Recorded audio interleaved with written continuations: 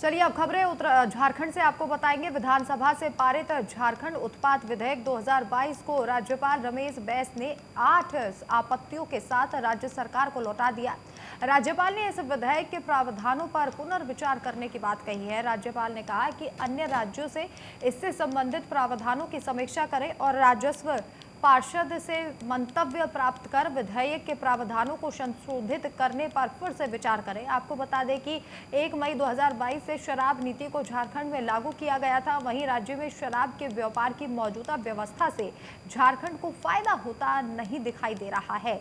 आपको बता दें कि वित्तीय वर्ष के 6 महीने बाद तक शराब की बिक्री निर्धारित लक्ष्य के आधा राजस्व भी सरकारी खजाने में नहीं आया है। वहीं राज्यपाल से विधेयक को वापस करने पर बीजेपी ने इसे सही ठहराया।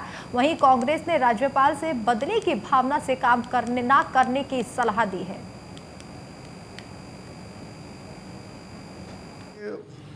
हम तो झारखंड शराब व्यापारी संघ की ओर से राज्यपाल को बहुत बहुत धन्यवाद देते हैं, स्वागत करते हैं इनकी फैसला को कि इन्होंने बखूबी समझा और बोर्ड ऑफ रेवेन्यू का भी हवाला दिया। उन्होंने बोर्ड ऑफ रेवेन्यू भी पहले ऑब्जेक्शन कर चुका है, अपनी सहमति नहीं दी थी।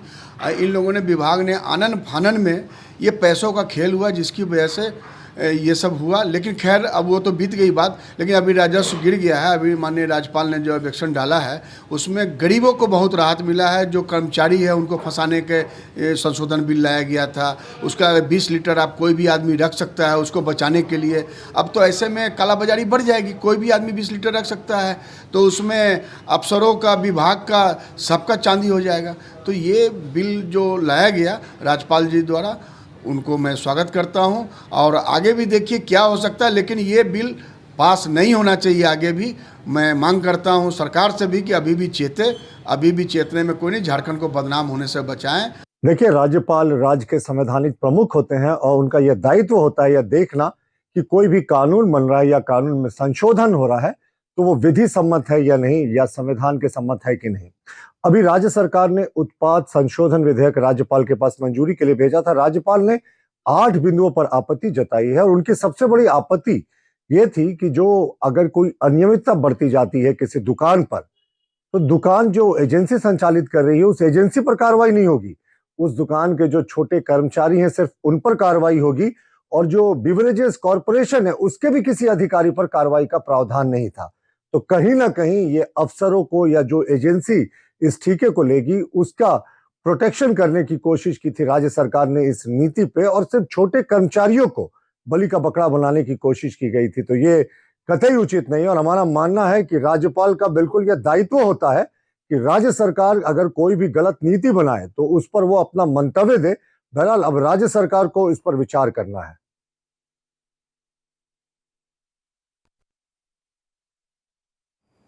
और वहीं झारखंड नगर निकाय में आरक्षण नीति के विरोध में फिलहाल निकाय चुनाव को टाल दिया गया है। आपको बता दें कि इसी को लेकर टीएससी की एक बैठक मुख्यमंत्री हेमंत सोरेन की अध्यक्षता में की गई। वहीं बैठक में चंपई सोरेन, शिल्पी नेहा तिर्की, राजेश कच्छप, विक्सल कोगारी, जमाल मुंडा समेत कई सदस्य मौजूद रहे। हालांकि बैठक से बीजेपी नेताओं ने दूरी बनाई रखी। देखिए, उसके लिए और समय चाहिए, अभी ऐसा कुछ बात नहीं हुआ। तो दादा कल से चुनाव होगा? कल से चुनाव नहीं होगा, अभी उस बारे में ज्यादा कुछ चर्चा नहीं। अधिसूचना रोकने की बात कही आप लोगों ने? नहीं, कोई नहीं। दादा शेड्यूल्ड एरिया म्युनिसिपैलिटी एक्ट का 2001 पर जो चर्चा होनी थी उस पर क्या हुई, बातचीत हुई कि नहीं? चर्चा हुई, लेकिन कोई भी ऐसा चर्चा नहीं हुआ है। चुनाव के बारे में ऐसा चर्चा नहीं हुआ। राज्य निर्वाचन आयोग अधिसूचना जारी करेगा या कुछ बदलाव के बाद उसके अभी वो सब चर्चा नहीं हुआ। दादा शेड्यूल्ड एरिया में क्या एकल पद को क्या है, उसका लिए अभी तक चर्चा नहीं हुआ। चलिए खबर लोहरदगा से है, जहां बीजेपी कार्यकर्ताओं ने सरकार के खिलाफ जन आक्रोश रैली निकालकर सरकार का विरोध किया। इस दौरान बीजेपी कार्यकर्ताओं ने हेमंत सरकार के खिलाफ जमकर नारेबाजी की। कार्यकर्ताओं ने इस रैली का आयोजन ब्लॉक मोड़ के क्लब भवन से लोहरदगा जिला उपायुक्त कार्यालय तक किया, जिसमें बीजेपी के सैकड़ों कार्यकर्ताओं ने भाग लिया। इस दौरान कार्यकर्ताओं ने सरकार के खिलाफ जमकर प्रदर्शन किया और कलेक्ट्रेट भवन का घेराव भी किया। आज लोहरदगा जिला भारतीय जनता पार्टी के तरफ से हेमंत सरकार के खिलाफ झूठ और लूट की जो सरकार चल रही है उसके खिलाफ यह जनाक्रोश यह प्रदर्शन था, यह रैली थी। और आज पूरे झारखंड की जनता हेमंत सरकार से त्रस्त है। बढ़ते भ्रष्टाचार से, बढ़ते अपराधीकरण से, हत्या, बलात्कार, इस प्रकार की घटनाओं में आए दिन यहाँ पर बढ़ोतरी हुई है। इन अपराधों को यह सरकार रोकने में आज विफल रही है और आज इस राज्य में, इस हेमंत सरकार के राज्य में निश्चित रूप से अपराधियों का मनोबल बढ़ा है। और वहीं जमशेदपुर स्ट्रीट वेंडर यूनियन ने शहर में फुटपाथ दुकानों की लगातार उजाड़े जाने के विरोध में पथ विक्रेता उजाड़ीकरण दिवस मनाया। इसके साथ ही फुटपाथ विक्रेताओं ने प्रशासन के रवैये के विरोध में प्रदर्शन किया। इस दौरान हस्ताक्षर अभियान भी चलाया गया, जिसे राज्य पहुंचकर राज्य सरकार को सौंपा जाएगा। इस दौरान बड़ी संख्या में स्ट्रीट वेंडर मानगो के बकरी मैदान में एकत्र हुए, जहां सभी ने अपना विरोध प्रकट किया। इस दौरान यूनियन के अध्यक्ष ने कहा कि साल 2014 में केंद्र सरकार ने फुटपाथ विक्रेताओं के लिए कानून बनाया, जहां पहले बसाने और फिर उजाड़े जाने का नियम बनाया गया है। लेकिन जब जमशेदपुर में मास्टर प्लान बनाया गया तब वेंडर जोन निर्धारित नहीं किया गया। विक्रेता उजाड़ीकरण विरोध दिवस मनाया जा रहा है। शहर के जितने भी बाजार है वहाँ पे हस्ताक्षर अभियान चलाया जा रहा है, इसलिए कि जमशेदपुर को स्मार्ट सिटी घोषित किया गया है। सड़क चौड़ीकरण होना है और फुटपाथों पर गाज गिरने वाली है। तो हमारा सरकार से ये मांग है कि जो कानून है 2014 उसके अनुसार 2.5% आबादी का फुटपाथ दुकानदारों के लिए आरक्षित है। जो मास्टर प्लान बनता है शहर का, उसमें फुटपाथ की जगह कहाँ है, उन्होंने किया है कि नहीं, वो कर।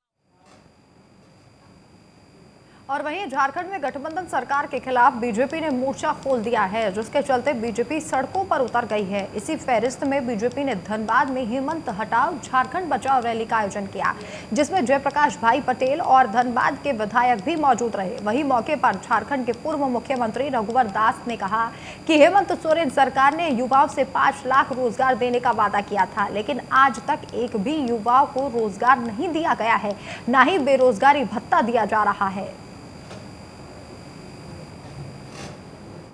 23 मार्च 2022 को बजट सेशन में ये विधानसभा के अंदर प्रोसीडिंग में है कि खतियान के आधार पर स्थानीय नीति परिभाषित नहीं की जा सकती। 4 महीने बाद कौन ऐसा आफत आया कि उसी विधानसभा में 1932 का खतियान पास किया।